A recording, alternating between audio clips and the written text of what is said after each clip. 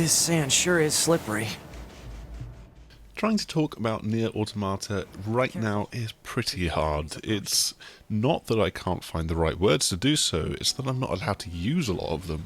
For example, I can tell you that the story is crazy, but Square Enix won't let me say why it's crazy or reveal anything about what happens just within the first couple of hours of the game. And that's a problem because what I'm left with is also pretty easy to talk about. It's just not as good, not as interesting, and nowhere near as exciting. So, in places, this does feel like a quintessential Platinum Games adventure.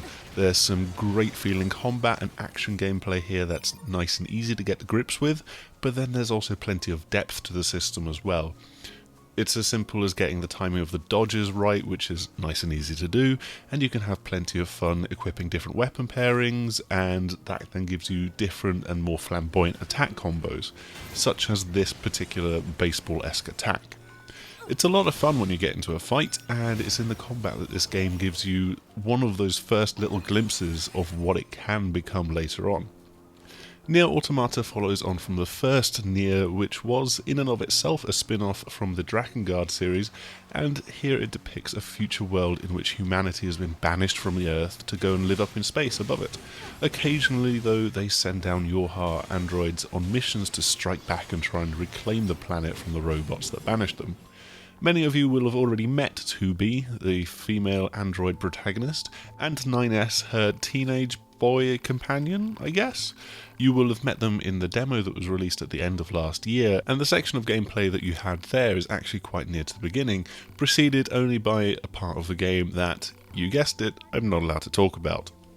However, where the demo was linear, the main game itself is actually set in an open world. It doesn't take long before you're dropped into this classic decaying city with crumbling buildings, overgrowing plant life, and not a human in sight. The thing is that it's just dead space for the most part. Yes, it's meant to be desolate, but you can run into some buildings and find that they're just completely empty shells. There's no furniture, there's no signs of life that went before, it's just empty space, it's a void, effectively. That's compounded by the rather poor area design that just drops invisible walls up where they don't want you to go.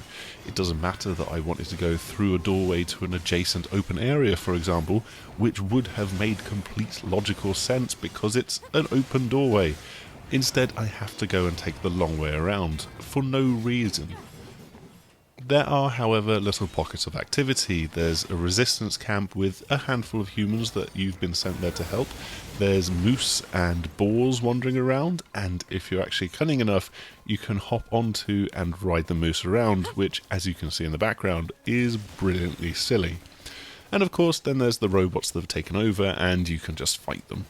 They're quirkily innocent in their design, with cylindrical bodies and domed heads, and amusing attacks that see them spinning their arms around as though it's that episode from The Simpsons where Bart and Lisa are fighting.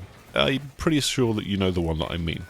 There's also bigger ones which have big chunky melee weapons and take a bit more beating to kill, and as you get sent out of the city into the desert, there's also some elongated ones, reminiscent of the cacti from Super Mario, and there's even some that are wearing clothes. But again, I can't really say why they're wearing clothes. As I've already said, that's a crying shame, because honestly I feel that NieR Automata needs to pique people's interest beyond just having Platinum Games attached to the project, and the kind of cult following that the first NieR game had.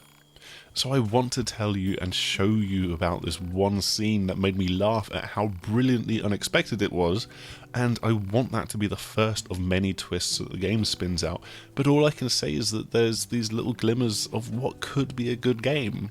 It might not be amazing, it might not be the game of the year, but it could be good enough to garner its own little following and get people talking about it. I just can't tell you why. So, sadly, that's all I can really do for this video, and while 2B is chilling out with a little bit of fishing, you can head over to the 6th Axis for our written preview, where we basically say the same stuff, and have tons of other gaming features and news updates. Oh, and of course there's some liking and subscribing for you to do if you weren't just frustrated by my virtual inability to talk about anything. Even so, I do hope that you'll join us again or check out some of our other videos, and so until next time I bid you goodbye.